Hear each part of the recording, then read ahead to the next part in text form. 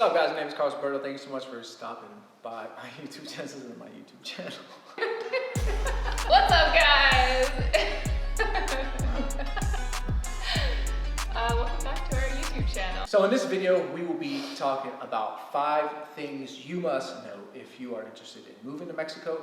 We have been in Puerto Vallarta now for about 3 months, and here is what we've learned from being here that can help you prepare for your visit, whether that's long or short. So my name is Carlos, and this is Amanda.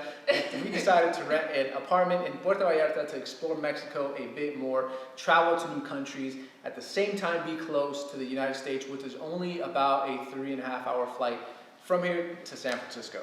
Traveling somewhere for a weekend or for a short time on vacation mode can make a place feel like it's very easy to live in that location because there's not really much you have to do. You just go and you enjoy your time. But when it comes to a long-term stay, whether that's a month or a few months or years or permanently, there are some challenges that can come as a culture shock, for sure. So today we will be telling you about 5 things you need to know before moving to Mexico. And that's number 1, safety. Everyone cares about safety. Number 2, affordability. How far can your dollar go? 3, transportation. 4, diversity. And 5, doing business / any other transactions in Mexico. So the first one is safety. When it comes to safety, there's a lot of misinformation depending on the source. But I really feel like the best source is people that live here real time. So coming from San Francisco and the Bay Area, I would say that Puerto Vallarta seems just as safe, if not more safe, than San Francisco. First off, let me say this, the homeless here are not on superpowered drugs, and honestly, they are just drunks trying to clean your car windows or just minding their own damn business. But they are not looking for any problems for the most part, so you're not going to see any crazy stuff. Like anywhere, crime can happen, and so we're just aware of our surroundings at all times, honestly. I also have family that's lived here for over 4 years now, and they haven't experienced any issues at all with crime. It's really actually the opposite. So there you have it. In terms of daily living, everyone is really so kind. And you'll most likely have to get used to saying buenos dias, buenas noches, buenas noches. Whereas if you're like in San Francisco or anywhere, generally you're not used to talking to people unless it's really necessary during public, but you're not really too engaged with people that you don't know. Overall, people here are really nice, and when we go out, we're just living our life, not looking for any problems, so problems don't really find us. So if you are on our time, then you'll feel really safe here. Yeah. So the second point is affordability. We live a really moderate lifestyle here. The good thing about Mexico in general is that it can be very inexpensive when you come with American currency. So depending on the lifestyle that you want to live, at the moment, 1 USD is about 20 pesos. And a 3-bedroom, 2-bath, depending on location, can cost you around $1,000 to $3,000 a month, whether you want it furnished or unfurnished. So you can live for less, but that just depends on what you're looking for. But for us personally, we didn't want to compromise on location or living conditions. So we found a brand new 3-bedroom apartment in Nuevo Vallarta. It is gated with security, and it's in a nice area. And we found this place for only $1,200 a month. In San Francisco, a similar complex would be $5,000 to $7,000 easily, most likely more, for this type of square footage. Keep in mind, when you're looking on a website, the website's geared towards tourists, expats, and the rents are usually much higher. So we recommend checking out Facebook Marketplace just because you could get a better gauge at what the prices actually are. And if you guys are interested, we could hook you guys up with with our realtor too. So when it comes to food's super expensive everywhere right now, I feel like. But here you can really eat per day like as little as 25 pesos to 500 pesos per day, depending on what you want to eat and the level of like the food that you're eating. I would say it's safe to say 500 pesos a day and you'll be good.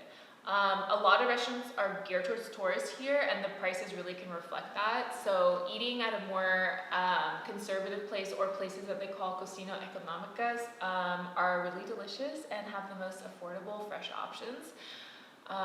For example, there's one that we go to frequently, and we can get 2 large bowls of soup, 3 quesadillas that are really big, drinks, and more for like $20 total. So we can feed our family of 3 for just $20. For us, a family of 3, a 1,500 pesos or about 75 USD budget can easily be done, which includes food, rent, utilities, transportation, etc. Now, moving on to transportation. If you're staying in the downtown part of Puerto Vallarta, a car probably won't be needed, as taxis are really cheap everywhere, and there's also Uber services, so you could kind of see which one's cheaper and see if you're gonna get ripped off or not. For the most part, a taxi can cost you to as little as 15 pesos to 100 pesos per trip. That's depending on where you want to go and how far you need them to go to take you. You can rent a car, or you can purchase a car if you're a permanent resident, or take public transportation. However, transportation has been a challenge of ours in terms of getting a car. Because obviously you guys know that due to the pandemic, there are car shortages everywhere. So we've been looking to buy a car, but dealerships have no stock. The only options really are cars that are priced in a high range that we're really just not willing to pay right now. Additionally, renting a car proved to be a very expensive option. On online websites, they will use a bait and switch method. At least that's what it seems like to us. It will look like the rates are super affordable, like $10 to $25 per day. However, it will make no mention that insurance is required, and it will likely double the cost, your daily costs. And if you choose not to buy their insurance option, you have to put down a deposit that is basically the total worth of the car. So for example, we tried to rent a car for a month, and online we paid around $300 US. The confirmation stated that was the total amount, and all we had to do was go pick up the car. However, once we arrived to that rental location, the agent explained that was only a deposit, and the actual total cost was going to be closer to $1,800 US. Yeah, so if we didn't want to go with that option, we had to put down like an $8,000 deposit, which it was unreasonable, and they refused to actually refund the money that we had paid online. So just beware of this. Also, driving in Puerto Vallarta isn't too hard, but there are some differences to the states. For example, if you want to make a left turn, you have to go all the way to your far right lane, but not always. So, and it's kind of difficult to tell when you have to do that and when you don't. So I really feel like driving, it gets easier as you learn the area that you're living in. The roads here are in pretty decent shape. There are potholes, so beware. And drivers can be really aggressive, but fair, but aggressive, but fair, but just be confident. So for example, if you wanted to go from Puerto Vallarta to Puerto de Mita or San Pancho, there's like a 2-lane highway, and it seems pretty safe. In terms of police, they really don't mess with tourists much. In our experience, if you practice safe driving, they are super cool. It's not like Tijuana or Cancun, in my experience, where they target tourists just to scare them to pay and get money out of them. Because like when I was driving in Morocco, honestly, I got stopped like 8 times, and I had to pay every single time I got stopped, no matter what. So driving in Mexico, honestly, has been a world-class thing. We love how diverse it is here. There is literally room for everyone here. So far, we have met people from all over traveling, or expats actually living here for good. There's also a large LGBT community here, and they have hotels literally devoted to the LGBT community. It's liberal here in that sense, and honestly, it doesn't feel like people are judging other people. They just are just trying to live life. So our last point, number 5, is doing business or transactions in Mexico. Basically, if you're a demanding person, if you like things to happen fast, on time, and expect people to be on your time, that just is not going to happen here. At least not in our experience. Things move really slow, and people don't move with the ticks of your watch, but more with the movement of the sun. True. Trust me, it'll get done by the time the sun goes down, but how many sunsets? Only God knows. So for us, everything from getting our apartment to purchasing furniture to attempting to purchase a car has been less than a smooth or easy experience. So basically, like any timeline that you're given, just double it as a rule of thumb and ask way more questions than you feel you would ever have to, because things are often just not explained very clearly the first time, and you will be told new things kind of as you go through a process that will come as a surprise. So just ask a ton of questions.